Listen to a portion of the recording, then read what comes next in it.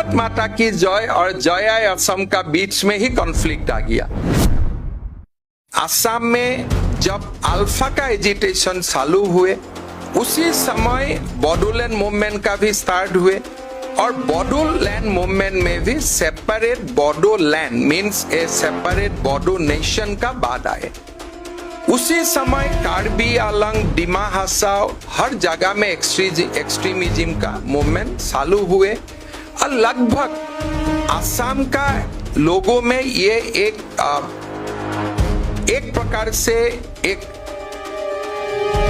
View आ गया था कि whether we are in India, there was a big conflict between the national identity and the Assamese identity, Bodo identity।